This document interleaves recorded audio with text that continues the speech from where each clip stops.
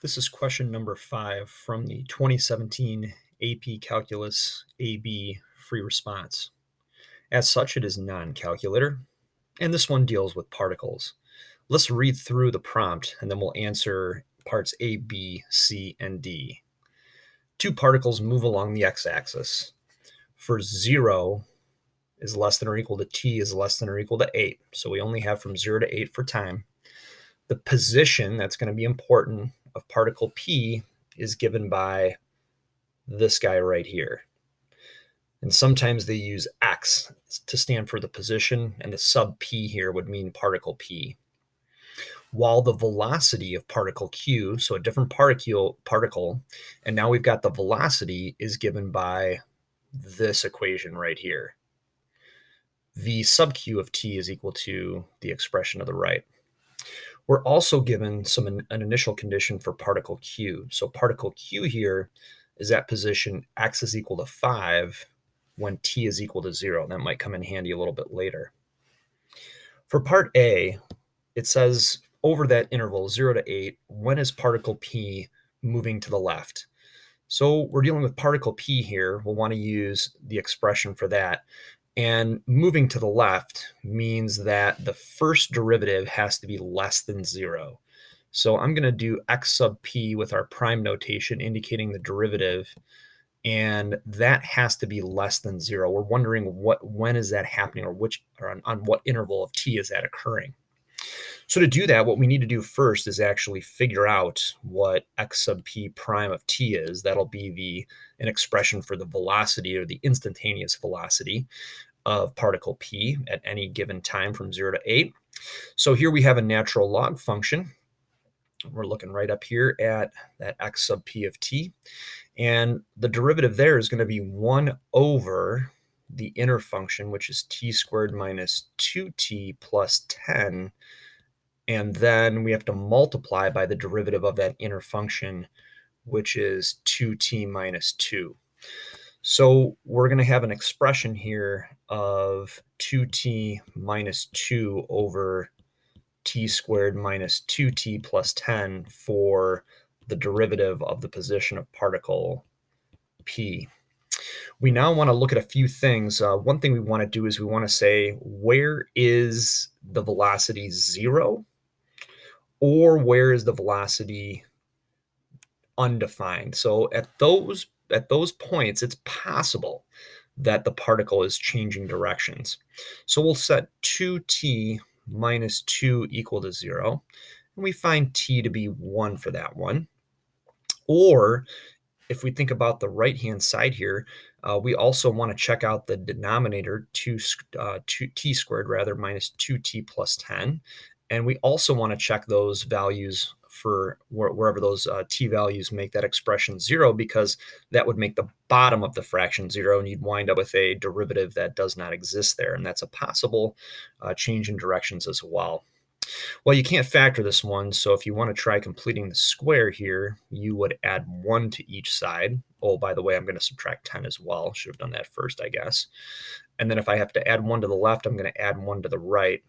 So I have t minus 1 squared is equal to negative 9. And when I take the square root here, I'm going to wind up with an imaginary number. So we actually don't have to worry about the denominator for this one because we wind up with an imaginary number, not a real number. So let's draw a number line right now with x sub p prime of t. And that number line is going to go from 0 to 1 to 8. And what we're going to need to do now is investigate the sign of that first derivative in between 0 and 1 to 8. To do that, I'll pick t is equal to 0.5, and I'll just substitute that into my expression for x prime of t, or x sub p prime of t. So I wind up with 2 times 0.5, which is 1, minus 2 over 0.5 squared, which is a quarter actually, minus 2 times 0.5, which is negative 1, then plus 10. Well, we actually don't care what the numerical value is here. Instead, if we look at the numerator, 1 minus 2 is negative, and then everything in the denominator will work out to be positive. Whenever I have a negative divided by a positive, I have a negative. So every value between 0 and 1 for t is going to cause that first derivative to be negative. It's actually what we're looking for. We also want to check now from 1 to 8, though, as well. So now we'll do t being, and you can pick anything you want here, in between 1 and 8. I'll just do 2. So if I think about this, I've got 2t minus 2, that's 4 minus 2. And in the bottom here, I have 2 squared, which is 4, minus 2 times 2 plus 10. And once again, we don't really care about the numerical value here. We're just wondering about the sign. So 4 minus 2 is positive. 4 minus 4 plus 10, that should be not a t, it's a plus 10, is definitely positive in the denominator as well. So any value for t between 1 and 8 will cause that first derivative to be positive. So if we write our answer here, kind of running out of room, I guess, but if we write our answer, here's what our answer is going to look like. And you can reread the question if you want. It says, over that interval, when is particle p moving to the left? So you can just use that question to write the answer. So you can say particle p, just kind of restating what it says. Particle p is moving to the left over the interval 0 to 1. If you wanted to put a reason on this, you could say because. Now, I don't know, it doesn't say to put a reason here, but let's just do it for grin so that you know what to write. So it says because, and then we're going to do because x sub p prime of t is less than 0. And that's really all you can say. Or you can say that that first derivative is negative, and you're good to go. Points for this one will be as follows. You get 1 point for the expression for x sub p prime of t, and using, of course, the chain rule there.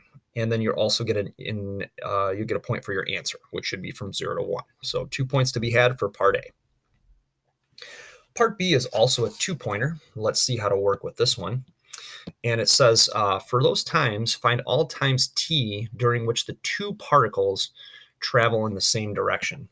Well, we already have a number line, or we already know which direction particle p is traveling. So particle p here, I'm just going to write that number line of the first derivative, which is the velocity. So we've got 0 to 1 and then 8. We have negative and then positive here.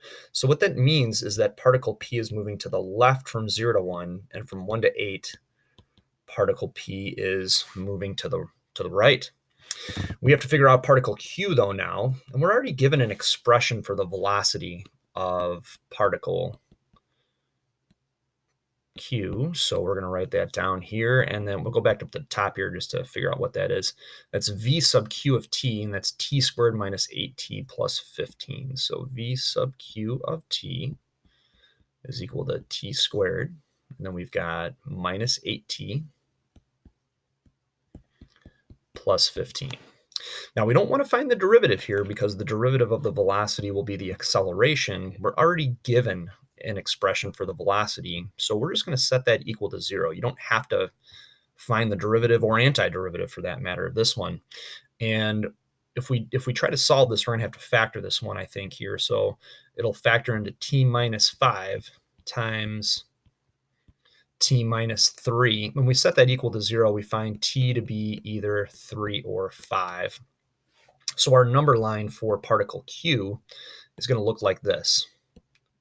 We've got 0, 3, 5, and then 8. We don't want to investigate anything to the left or lower than 0, to the right or higher than 8. Let's pick a number, and I'm going to look at this line right here. Let's pick a number between 0 and 3, maybe 2. So 2 minus 5 is negative, and 2 minus 3 is negative. And when we multiply two negatives together, we get a positive. And you can write that physically out if you want, but it's not necessary. From 3 to 5, let's pick 4. So 4 minus 5 is negative. Still looking at the same line right here. 4 minus 5 is negative. 4 minus 3 is positive, and a negative times a positive is a negative. From 5 to 8, let's just pick 6. So 6 minus 5 is positive, 6 minus 3 is positive, and a positive times a positive is a positive.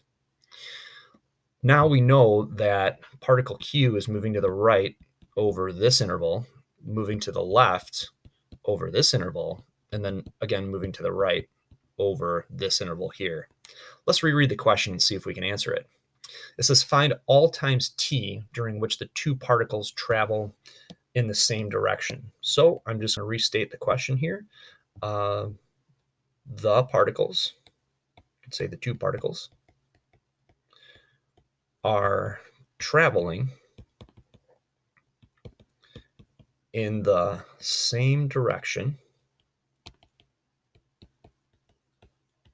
Okay, now let's think about this. So the particle's moving to the left for particle P from 0 to 1, and from 1 to 8 is moving to the right.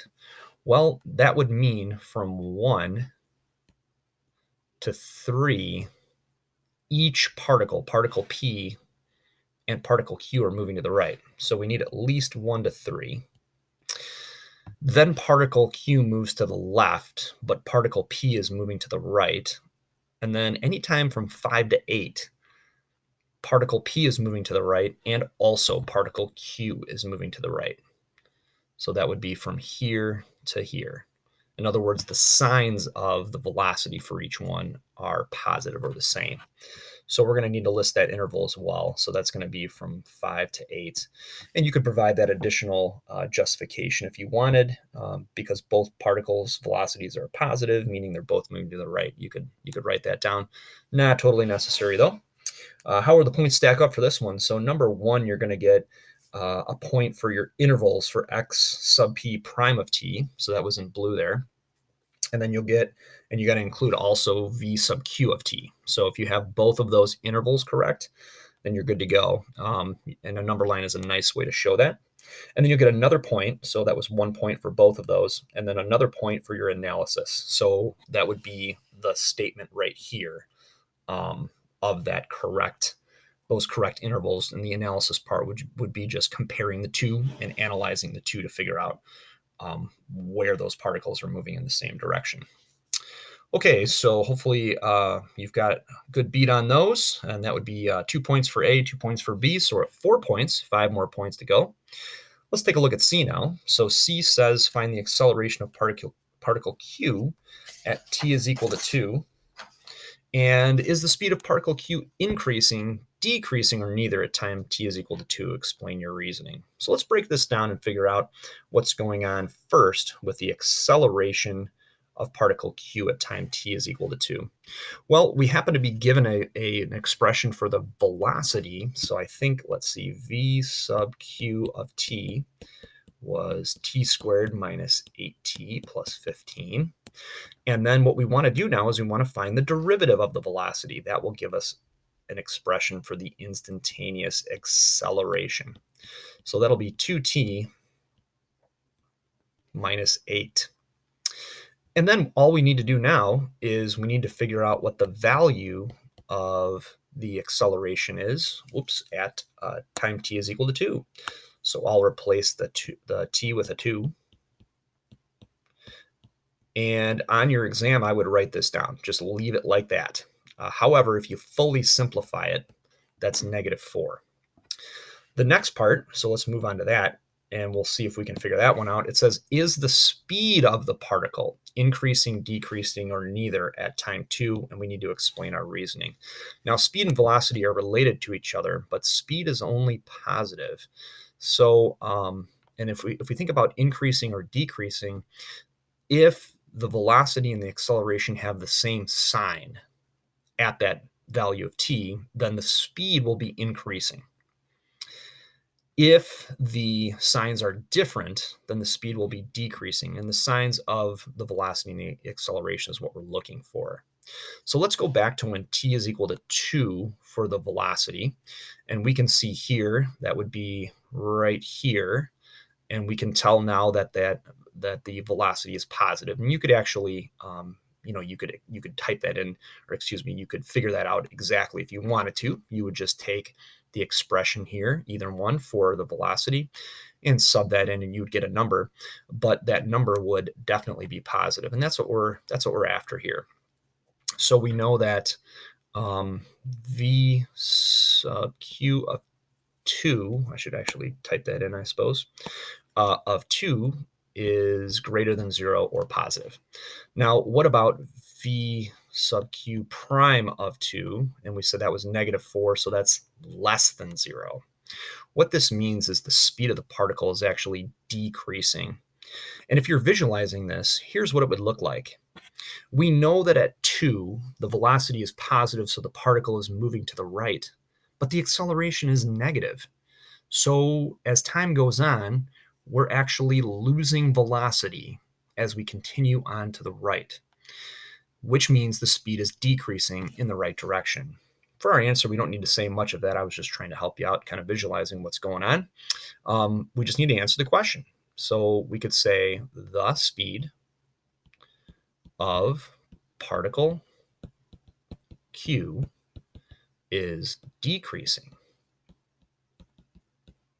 at t is equal to 2 because v sub q of 2 and v sub q prime of 2 have different signs. Or you could say what we did before in function notation with your inequalities, which would be like this part up here. You could just write that down too. As long as you are somehow saying that the signs are different for the velocity and the acceleration, that's a valid calculus-based reasoning for why the speed is decreasing. So you're good to go. Okay, looks like we've got that one down. Oop, we got to figure out grading for that one. So this one's a 2-pointer. So the expression for v sub q prime of t is going to get you some points here. That's 2t minus 8. And then you'll get a point for stating that the speed of the particle is decreasing with a valid reason. So we're up to 6 points now in total. A, B, and C each worth 2 points. And now part D then has to be worth 3 points. So let's see if we can figure out how to answer this one. Here it says find the position of particle Q the first time it changes directions. Okay, so we're given an expression for the velocity, and we want to go backwards to the position, or we want to find the antiderivative here. So when we write this down, we're going to need an integral symbol, and we're going to need to antiderive v sub q of t. Remember your little differential there. And we're also going to have to choose upper and lower limits. Now we want to find the position of particle Q the first time it changes direction. So let's go back to one of the previous parts. And it looks like, it's a little messy, but it looks like right here at 3, that's this piece right here. Right here at 3, the velocity changes from positive to negative, and that means that particle Q is changing directions here. So I'm actually going to write that down so that I remember that. The first time it changes directions, so that was from t, or that was at t is equal to 3. Okay. And we're going to go all the way back to the prompt for the question, and we need some more information. And the information we haven't used yet that's important is actually this one right here. So at x is equal to 5, that happened at time t is equal to 0. So let's think about our t values. So we have some information at t is equal to 0, and we want to know what's happening at t is equal to 3. So that's your lower and upper limit. And we're also going to, let's let x sub q of t equal the position. Now we have a function we can write here. So this will be the position. Oh boy. Position of q, or particle q. So if we use the fundamental theorem of calculus here, we would write x sub q of 3 minus x sub q of 1. That's going to be 0. That's the change, or the amount of change between those two positions is equal to the integral from 0 to 3 of that velocity. Now remember that the velocity was t squared minus 8t plus 15. So that's an expression you could have written right there. What we want to do here is we want to find the antiderivative of that. So we're going to use the power rule in reverse here, and that'll be t to the third over 3 minus 4t squared plus 15t. You don't need the c here because this is a definite integral. The c's will cancel out. And to actually figure this out, we're going to have to evaluate this from 3 to 0. And that's equal to x sub q of 3, which is actually our variable. That's what we want to find out, minus x sub q of 0, which we know to be 5 from the prompt given before at the very top of the question, or at the very beginning of the question. So let's use our fundamental theorem here, and then we're gonna figure out what the left side is, and that'll help us to solve for x sub q of 3. So for the first one, I'm gonna have 3 to the third, which is we'll just put that as 27. So I'm using my upper limit now, and we've got 27 over 3 minus 4 times 3 squared, which is 9, plus 15 times 3, I think that's 45, minus now the antiderivative evaluated at 0. Well, that's just going to be 0, isn't it? So we're just going to be subtracting 0. If you substitute 0 into the expression for the antiderivative, it winds up being 0. And that's equal to x sub q of 3 minus 5. So all we need to do now is add 5 to each side, and we're good to go. So 27 divided by 3 is 9.